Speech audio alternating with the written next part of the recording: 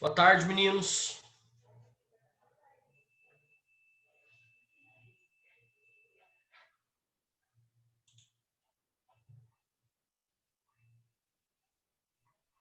Boa tarde. Tudo bem com vocês?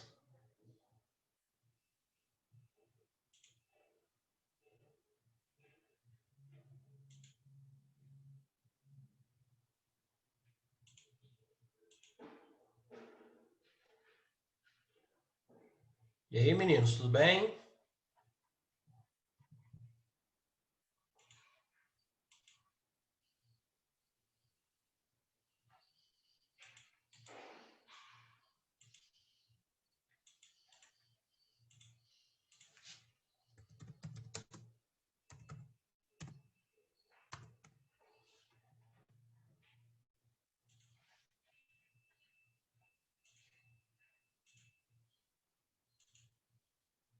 E aí, pessoal? Bom, meninos, tem 3 minutinhos aí. Vamos pegar o livro de vocês. Nós vamos concluir uma atividade rapidinho para entrarmos no novo conteúdo. Vamos acabar com o capítulo que nós estávamos trabalhando. Opa! A arte de morar e vestir. Esse é o capítulo. Esse é o capítulo. A arte de morar e vestir.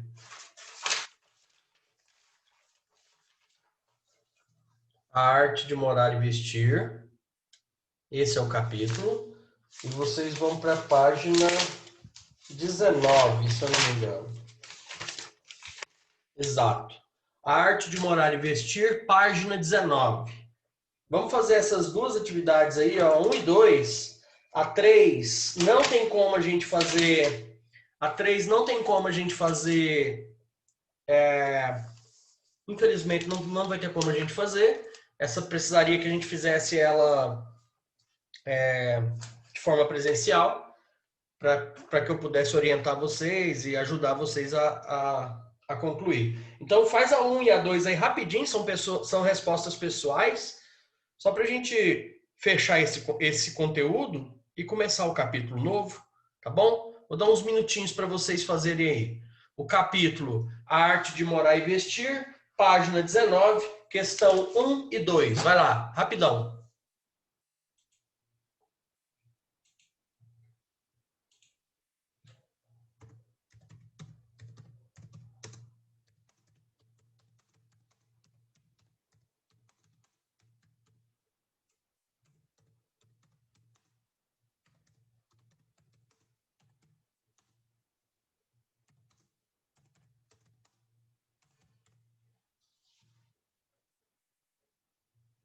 Ah, passei? Ah, então vamos corrigir, ué.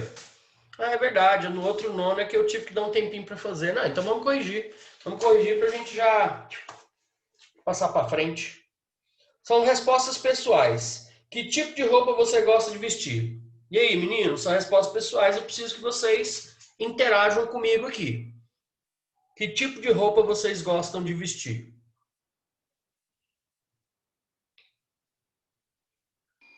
Vamos, gente. Pijama. Júlia, Pijama. pijama. Pijama. Principalmente na quarentena, né, Júlia? Principalmente no isolamento social. A gente tá ficando em casa o dia inteiro, né? É pijama. E aí, gente? Mais alguém?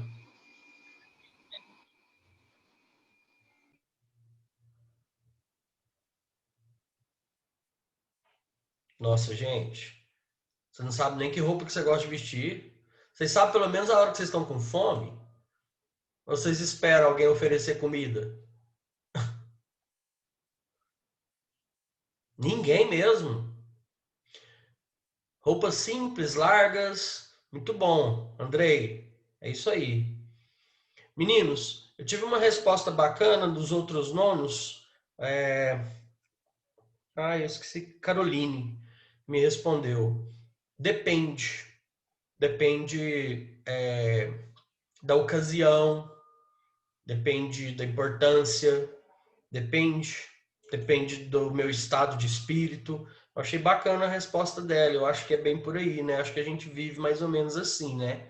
Dependendo da ocasião, a gente veste uma roupa qualquer e tal. Dependendo da ocasião, a gente tem que se vestir melhor e tal. Mas a pergunta é qual você mais gosta, né? Eu acho que depende muito do estado de espírito, né? Tem dia que você acorda querendo se produzir mais, tanto meninos quanto meninas. Tem dia que você acorda nem aí. Bom, segunda resposta, segunda pergunta também, pessoal. Você se interessa por moda? Por quê? Alguém respondeu que sim? Algum de vocês respondeu sim?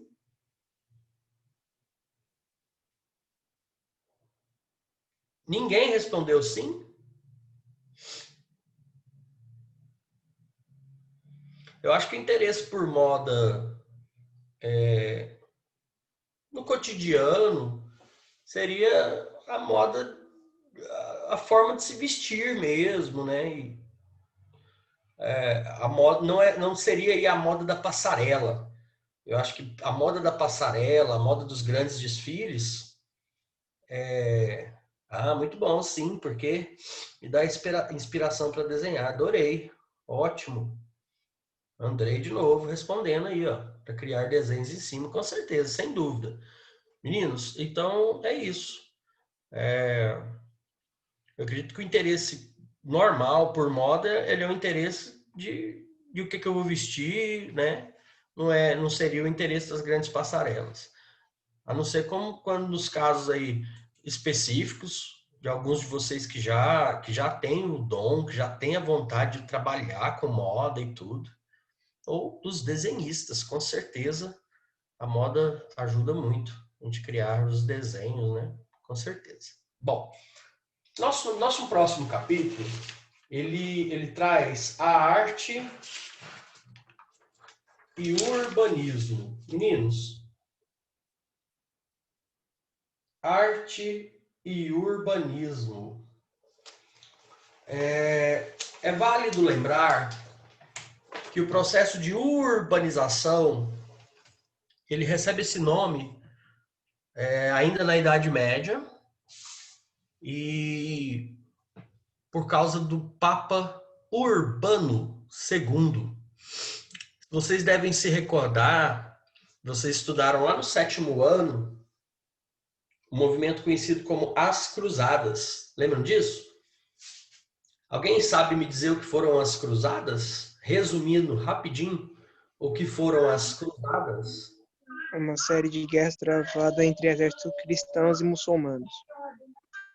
Expedições religiosas, onde a Igreja Católica busca conquistar parte do Oriente Médio, onde nós tínhamos lá a cidade de Jerusalém. As guerras e os conflitos ocorrem entre cristãos e muçulmanos, como muito bem diz Mateus, por quê? Porque os muçulmanos tinham se apossado daquela região. Então, a cidade era de propriedade dos muçulmanos naquele período, e a Igreja Católica, então, oferece uma invasão à cidade de Jerusalém, começando aí com conflitos que duraram vários anos com os muçulmanos. A Igreja Católica tinha como seu líder o Urbano, o Papa Urbano II, e ele que foi responsável por nomear os cavaleiros templários, que eram aqueles soldados da igreja. Ele foi responsável aí também por fazer convites para que países como a Inglaterra e a França auxiliassem nessas tomadas, nessas guerras violentíssimas. E as cruzadas, elas determinaram, gente, a chegada do comércio na Europa, o que determina o fim do feudo, o fim do feudalismo. Alguém sabe me dizer o que era um feudo? Vocês lembram? O que era um feudo? Cri, cri, cri, cri. Eu não escuto nem o barulho do grilo. O feudo é uma grande propriedade agrícola que se concentra em toda a sociedade europeia. O feudo existiu durante a Idade Média em um período chamado de feudalismo. O comércio, ele dá fim aos feudos. O comércio, gente, para ser legalizado, para que os reis pudessem cobrar impostos, ele vai se dar aonde? Nas cidades. E é por isso que o comércio ele dá fim aos feudos e início à formação das cidades ou urbanização. Então, é muito válido lembrar de onde vem esse nome, urbanização, de onde vem essa expressão e como que foi feito tudo isso. Bom, quando a gente fala de arte e urbanismo, a gente fala da arte que é feita nos centros urbanos. A gente fala da arte que é feita nas cidades. Sabemos que a arte feita nas cidades, ela pode se dar de algumas formas. Ela pode se dar de forma espontânea, legal. Ela pode se dar de forma espontânea, ilegal, proibida. Ela pode ser uma arte incentivada ou patrocinada pelo próprio governo, ou ela pode ser uma arte que já nasce junto com as cidades planejadas. Exemplo de uma cidade que teve quase praticamente toda a sua arte composta no seu planejamento. Conhecem, já ouviram falar na cidade de Dubai?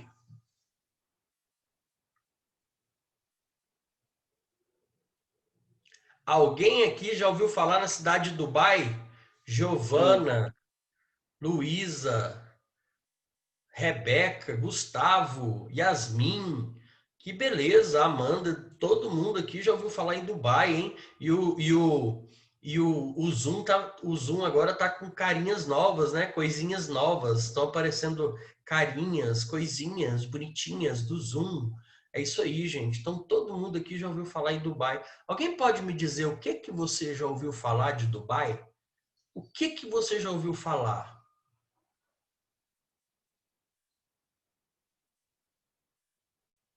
É uma cidade o quê? Ah, eu já ouvi falar de Dubai. É uma cidade o quê? O que você já ouviu falar de lá? Turística. Arthur? Uma cidade turística? Turística? Com certeza. Super turística. Fica nos Emirados Árabes, na Arábia Saudita. Meninos, mais uma coisa sobre a cidade de Dubai. Extremamente turística, muito visitada o ano inteiro. Por quê?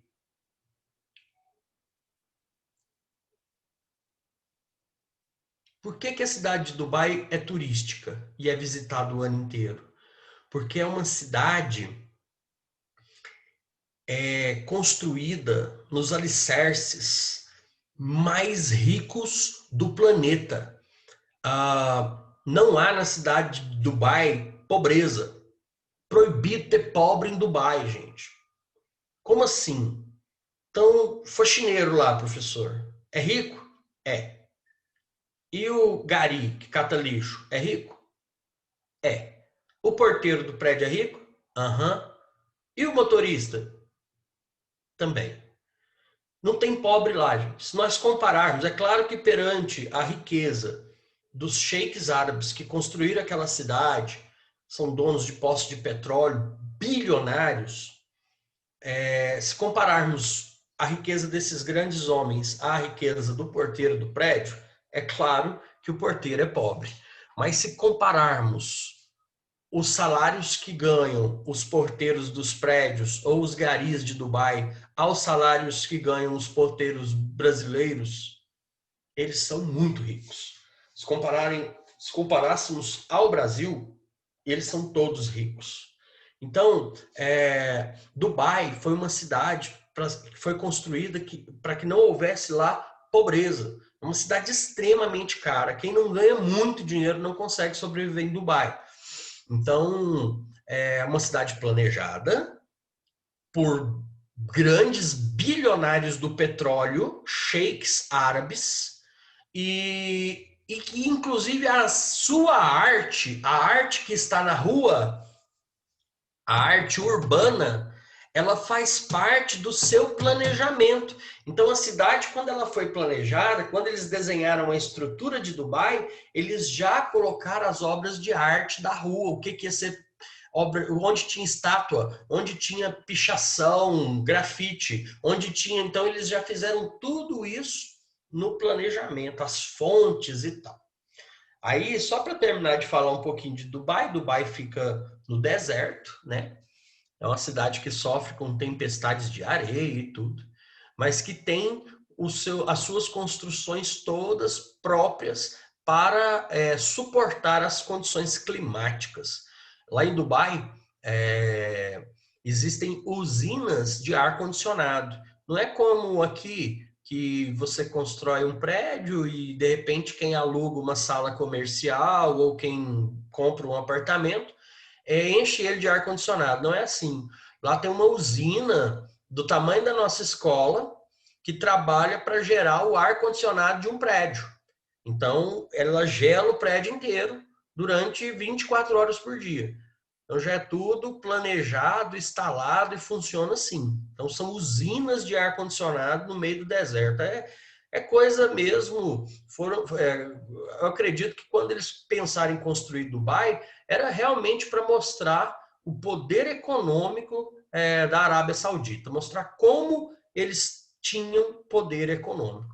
Meninos, como vamos falar, começando aqui a falar de arte urbana, eu acho que a arte urbana hoje, que é mais comum para nós é o grafismo, o grafite.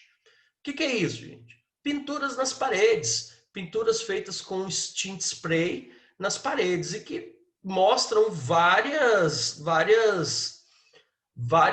faces do cotidiano, da política, da pobreza, enfim. É um modelo de arte que nasceu para contestar, um modelo de arte de contestação. Tem um vídeo que eu quero mostrar para vocês e que fala exatamente sobre esse assunto. Vou ver se eu consigo aqui.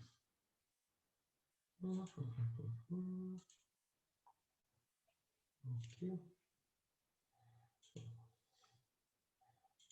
Meu não.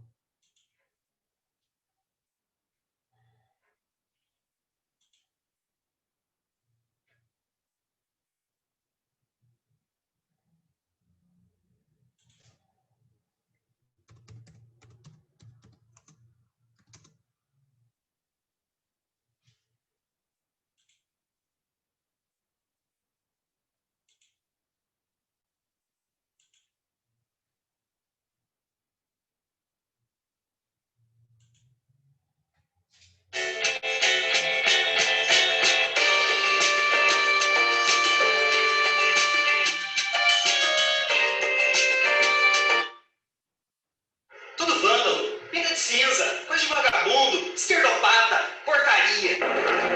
Veja bem, toda arte tem uma expressão, o grafite, a pichação. Você tem que deixar o artista ser livre, intervir na cidade, no cotidiano das pessoas. Isso é a liberdade, né? Isso daí é o ser se manifestando no espaço. Proibir? Proibir nunca, coisa de fascista.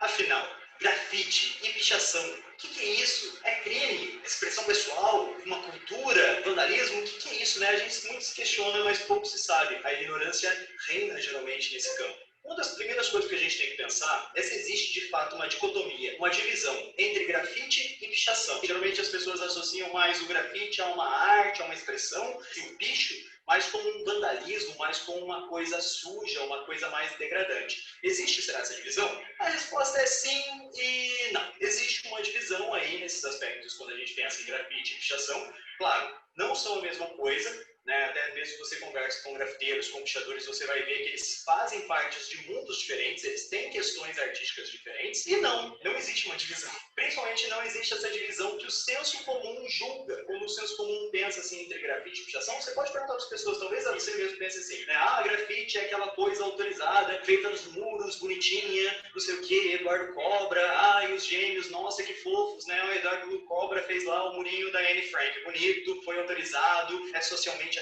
aceito, é colorido, é feliz. A pichação não. A pichação é aquela coisa não autorizada, é quando o cara vai no muro da tua casa, picha o escambau A4, não pediu nada pra ninguém e foda-se. Essa divisão do senso comum, ela acaba sendo a mais frequente, que as pessoas associam mais, mas ela acaba sendo errada. Porque quando eu penso a arte do grafite, ela acaba sendo voltada de fato mais para a ilustração. O grafiteiro é um artista que trabalha mais a imagem plástica, ele faz desenhos, né, faz ilustrações, só que nem sempre o grafiteiro, ele é legal. Muitos grafiteiros fazem os seus trabalhos na clandestinidade. Estão fazendo o seu trabalho exatamente com o sentido de ser contra a lei, de ser contra a ordem. Só que eles fazem isso através de desenhos. Se eu paro e penso no Banks, o cara é procurado no mundo inteiro, ele tem mandado de prisão expedido em 80 países diferentes e as pessoas não sabem nem se ele é uma pessoa ou se ele é uma instituição, se ele é um grupo de pessoas.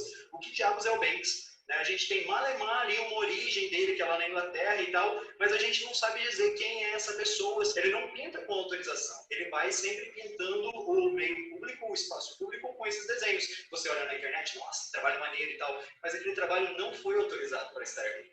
Quando eu pego, sei lá, um grafite que ele fez criticando a guerra do Vietnã e colocando lá a menininha atingida pelo gás napalm, de mãos dadas com o Mickey e com o Ronald McDonald, aquilo não foi autorizado por ninguém. Você ia autorizar aquele grafite no muro da sua casa, ele não é bonito, ele é esteticamente agressivo.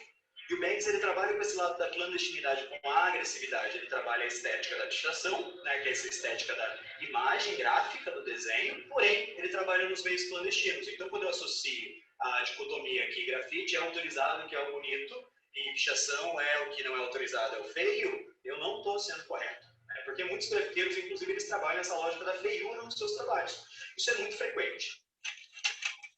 Quando eu começo a pensar em pichação, eu estou falando mais de tipografia, eu estou falando mais de letras, eu estou falando mais de uma arte que não é simplesmente eu fazer um desenho no muro e esse desenho vai ter uma puta crítica social foda. Não é nesse sentido. A ideia do grafite em si é o cara deixar a sua marca, a sua presença, escrever, criar um alfabeto próprio. Quem é designer sabe o quanto é difícil criar um alfabeto, criar uma tipografia. E o desafio desses artistas está em criar uma tipografia, criar um estilo, criar um alfabeto, uma dominação e colocar essa dominação no espaço, colocar no espaço a sua presença, falar eu existo, eu estou aqui. Ah, você tem um prédio aí? Maneiro, né? Esse prédio alto e tal. Será que eu não posso escrever lá em cima? Será que os seus muros são mais altos que a minha vontade? O que é a cidade? Esses caras eles estão falando isso. O que são essas barreiras? O que são essas cercas? Onde tem mais grafite? Onde tem mais pichação na cidade? Geralmente são nas periferias, nos lugares abandonados. Se eu penso o grafite nesse sentido, ele também é um indicador de onde o Estado não está, de onde o Estado é ausente, de onde as pessoas são mais carentes, talvez. A arte da pichação em si, ela está caminhando muito mais para esse lado, de chamar atenção, de se posicionar, de ser agressivo no olhar. Você não gosta disso, você não gosta, mas a minha presença está aqui, eu estou aqui, eu vivo, eu existo. Não adianta você negar. Não adianta você negar e achar que o seu muro pode te proteger, porque a violência ela está em todo lugar, a pobreza ela está em todo lugar. Então, não sei o que, a pichação ela é feia, mas não é a única coisa feia que existe na sociedade, não, meu filho. Muita gente fala, então você acharia legal se um pichador pichasse o muro? Eu não estou falando se eu acho legal ou se eu não acho legal o cara pichar o muro da minha casa ou não. Isso não está em questão. O que está em questão aqui é uma expressão artística que domina a cidade e que fala sobre várias coisas na cidade. Então, quando a gente começa a pensar, a julgar, será que isso é arte? Isso eu já falei em um outro vídeo. Quem sou eu para julgar o que é arte e o que não é? Quem é você para julgar o que é arte e o que não é? Quando a gente pensa nessas manifestações, é muito mais interessante pensar o que elas significam e o que elas falam para a gente do que se aquilo é arte ou não. Quando eu fico preso nessa perguntinha simples, o que é arte e o que não é, eu esqueço todos os outros significados que existem dentro de uma manifestação que é tão plural e que tem tanto a ver com a nossa vida em si. Gente, quando o Picasso surgiu, quando vários artistas em sua época surgiram, eles estavam incomodando o status quo, eles estavam incomodando a sociedade, eles estavam incomodando pessoas como eu, como você. Então, tudo bem você estar incomodado, porque é exatamente isso que eles querem. Eles querem romper essas barreiras do incômodo, com essa agressividade, com essa clandestinidade, porque se o bicho, ele entra dentro de uma galeria de arte e ele começa a ser vendido para burguesia, para classe média, sei lá para quem, ele vai perder o seu significado, ele vai ter o seu sentido esvaziado, porque o sentido dele não é ser comercializado, não é agradar o nosso olhar, não é estar penduradinho bonitinho na nossa parede. Posso fazer coisas com grafite, posso usar a tipografia do grafite para decorar minha casa, que nem a gente vê cerâmicas por aí. Claro que pode, cara, você pode fazer o que você quiser, mas uma coisa que você tem que pensar é que a pichação mesmo, de fato, é só a pichação quando ela está na rua. Quando ela está viva, quando ela está presente e quando ela está causando discussão. Por mais que a gente pense assim, que ela enfeia a cidade, se eu penso em diversas ações que começam a colocar essa arte no centro e que começam a pensar a cidade a partir dessas manifestações, né, desses questionamentos, eu começo a transformar o lugar onde eu vivo. Eu começo a transformar o ambiente onde as pessoas transitam. E é isso que o grafiteiro, que o pichador quer que você pense. O que é essa sociedade? Ele não está querendo fazer uma arte bonitinha para te vender. Ele está querendo que você pare e pense. E se você pensa, se você xinga, se você faz textão no Facebook, ou se você vier aqui nos comentários escrever um monte de coisa, a mensagem dele já está sendo passada. O trabalho dele já está conseguindo fazer o que ele quer, que é te incomodar, tirar do lugar comum. O grafite é uma parada milenar. Começou a ser praticado lá na Grécia, na Roma Antiga, principalmente em Roma, né? A palavra grafite vem de grafito, que é uma palavra romana, né? Os romanos, eles tinham o costume de escrever suas ideologias políticas nas paredes das casas deles. Era uma prática de consciência política, mostrar que você sabia, mostrar que você estava interessado na vida da cidade. Então, você ia lá e colocava no muro mesmo aquilo que você achava. E essa é uma prática que acabou sendo incorporada em diversos outros aspectos. Se eu penso na Idade Média, nas igrejas, como eles manifestavam as histórias bíblicas através de murais, dentro das próprias igrejas, aquilo de certa forma é um grafite. Ele está passando mensagens ali para os fiéis que não sabiam ler, não sabiam escrever, às vezes, e aquelas mensagens acabavam sendo bem claras, acabavam tocando um aspecto espiritual. Se eu paro e penso na Revolução Mexicana, como o muralismo foi importante na valorização do trabalhador, do proletariado, né, em busca de uma revolução, de uma liberdade cada vez maior, e como esse elemento do grafite, né, por mais que ele seja hoje em dia associado muito à linguagem do hip hop, ele começou a ganhar destaque nos anos 60, 50 na Inglaterra, associado ao rock. Os caras começaram a pichar, tipo Clapton Scott, falando ali sobre o deus da guitarra, começaram a manifestar ideologias políticas, começaram a falar sobre movimentos como o movimento hippie. Quando o grafite chega no Brasil, ele é trazido pelos movimentos anarquistas, pelo movimento punk de um modo geral. E se eu penso a tipologia, por exemplo, das letras de São Paulo, elas são inspiradas nas capas de álbuns de grupos de metal, de metaleiros. Hoje em dia eu penso assim, grafite, hip hop, mas não é assim tão simples. Nesse momento, muita gente vai questionar, falar, ah não, você está fazendo apropriação cultural, tirando da cultura negra e levando para a cultura branca. Gente, o rock ele é um ritmo negro, o rock ele nasce na mão da cultura negra também. E o grafite, ele, do jeito que a gente entende ele hoje, seja na mão do rock ou seja na mão do hip hop, ele é de origem negra, ele é de origem da periferia, e ele não tem o objetivo de ser levado às classes superiores, porque ele quer questionar essas classes superiores, quer fazer esses questionamentos sociais o tempo todo. Não é à toa que os anarquistas começaram a usar ele aqui, principalmente nesse cenário da ditadura militar do Brasil. E hoje em dia ele está aí espalhado em toda a periferia, em toda a cidade, em todos os grandes centros urbanos, questionando, né, o que é privado, o que é público, esse privado que tanto grita na sociedade que a gente vive hoje em dia, que infelizmente é completamente materialista. Fica aí o questionamento para vocês. O que você acha, né, do grafite? O que você acha da pichação? O que você acha dessa ideia artística que permeia as nossas cidades hoje em dia? Beleza? Tchau, tchau para vocês.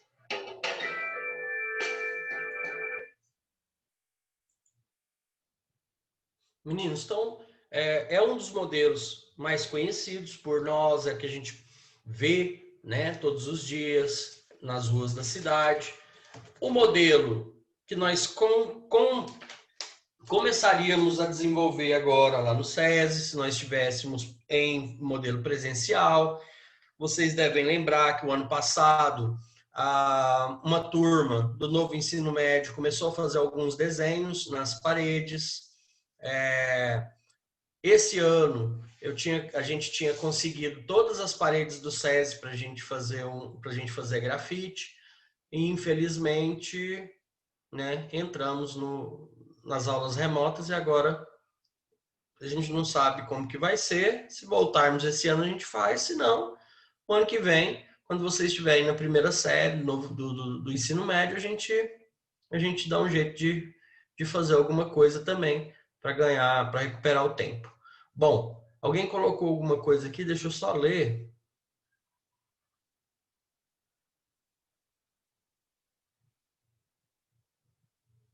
Não existe isso. Não existe. Atividade 1, que valia metade da nota do bimestre, e para entregar dia 28, não existe isso. Existe o diário de artes, que tem um peso, mas eu não cheguei a falar que peso porque nem eu sei, É uma atividade avaliativa que vai ser entregue na semana de prova. É o diário de artes.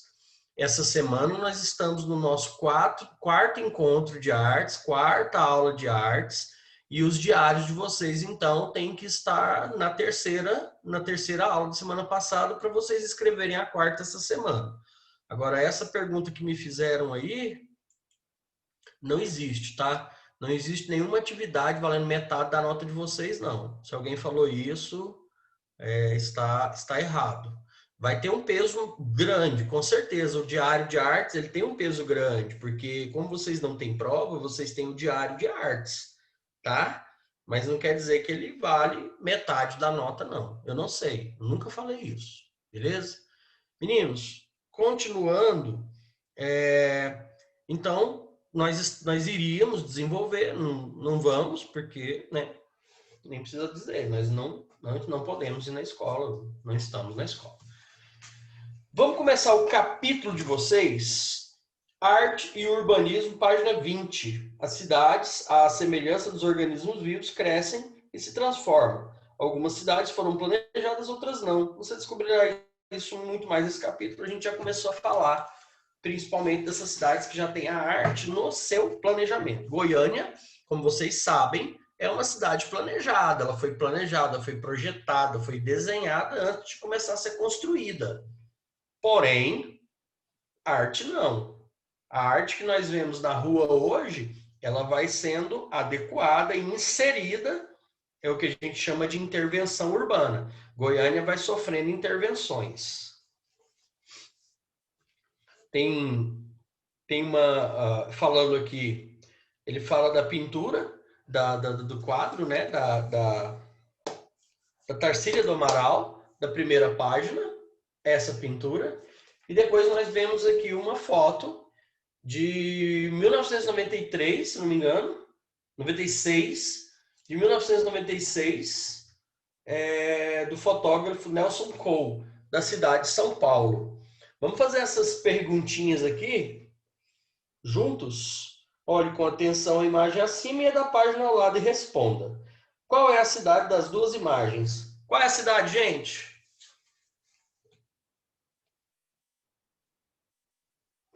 Qual é a cidade das duas imagens? Paulo. Leia a legenda de cada imagem e diga o que há de diferente delas. E aí, gente, qual é a diferença das imagens? Qual é a diferença dessa imagem para essa imagem? Uma é uma pintura e a outra é uma fotografia? Muito bem. A primeira imagem, olhe sob tela, uma pintura, Tarsília do Amaral, e a segunda é uma fotografia do Nelson Cole. Quantos anos passaram entre a realização da primeira e da segunda imagem? É só diminuir. 71 né? anos. 71 anos. E a gente vê isso na própria imagem, né? No primeiro desenho a gente vê uma São Paulo com poucos prédios e muito verde. Na segunda a gente vê uma São Paulo sem verde praticamente e totalmente coberta. Seu solo praticamente todo coberto de São Paulo. Porém, gente, não sei se vocês já tiveram oportunidade de ir ao centro de São Paulo.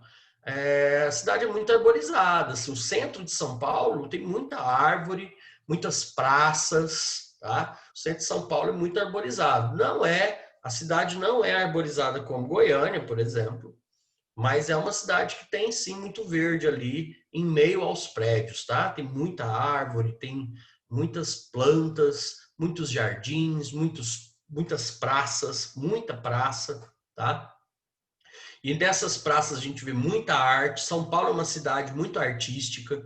Você anda nas ruas e você vê arte na calçada, você vê arte nos pisos das calçadas, você vê arte nas paredes, você vê prédios, como temos em Goiânia também, prédios totalmente grafitados, aerografados, pintados.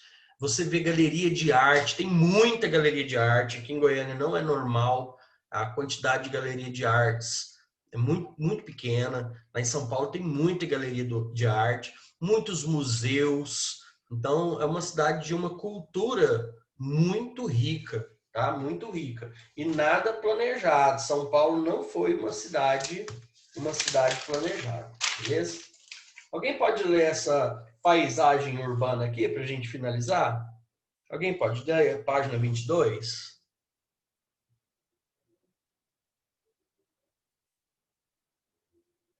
Alguém? A paisagem urbana. Uma cidade é como um organismo vivo, que cresce e se transforma numa velocidade muito grande. Prédios antigos são demolidos, novas construções aparecem, áreas próximas são loteadas e novas ruas são asfaltadas. O aspecto de uma cidade como São Paulo, uma das que mais cresceram no mundo nos últimos 100 anos, muda muito rapidamente. Lê tudo.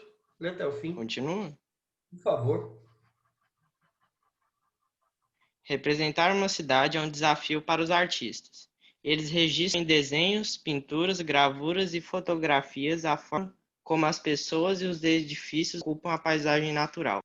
Algumas das cidades são tão bonitas que servem de inspiração para muitas gerações de artistas.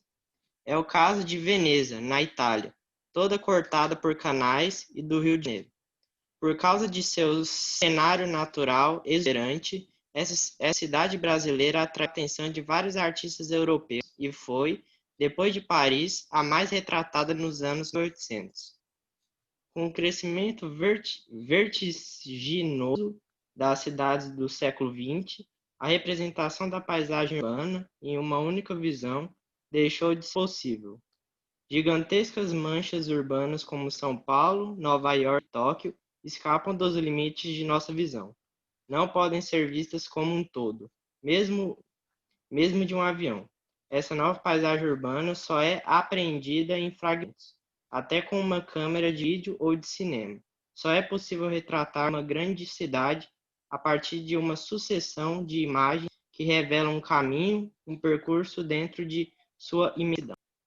Obrigado, Gustavo. Meninos, falando de arte e urbanismo, ele fala justamente que tem cidades que são a própria arte, né? Tem cidades tão lindas que elas são a própria arte. E quando ele fala de Veneza, eu lembro da imagem de Veneza, e Veneza é um espetáculo. Para quem não conhece, a cidade de Veneza, da Itália, ela é uma cidade tomada por canais. Então, ela é uma cidade que em partes, ela tem rios, então canais, que passam por dentro dessa cidade. É como se, para ficar talvez uma imagem mais clara, é como se as grandes avenidas de Goiânia não fossem avenidas asfaltadas, pavimentadas, como se elas fossem rios canalizados. Então você imagine, por exemplo, que a Avenida Anhanguera não existe, o que existe lá é um canal, é um rio canalizado por onde as pessoas navegam. Então, esses canais, eles não são como nós imaginamos nas cidades, os rios canalizados nas grandes cidades do Brasil, como, por exemplo, nós temos em Goiânia Marginal Botafogo. Não é isso. São canais onde a água é extremamente limpa e as pessoas usam esses canais para sua locomoção.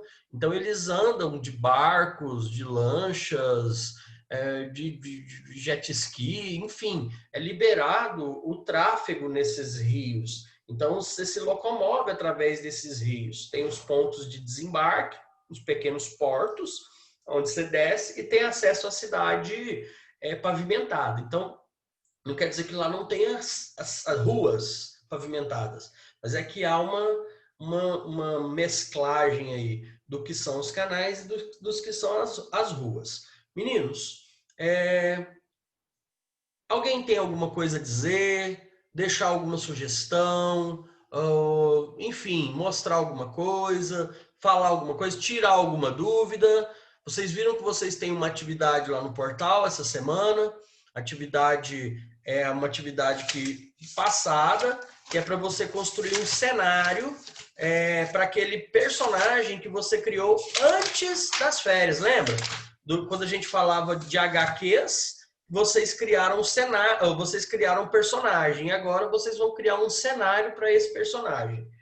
Quando vocês entrarem lá no portal, vocês vão ver exatamente qual é a atividade e vocês vão ver a especificação lá na atividade, lá no livro de vocês, Tá falando tudo certinho como deve ser feito.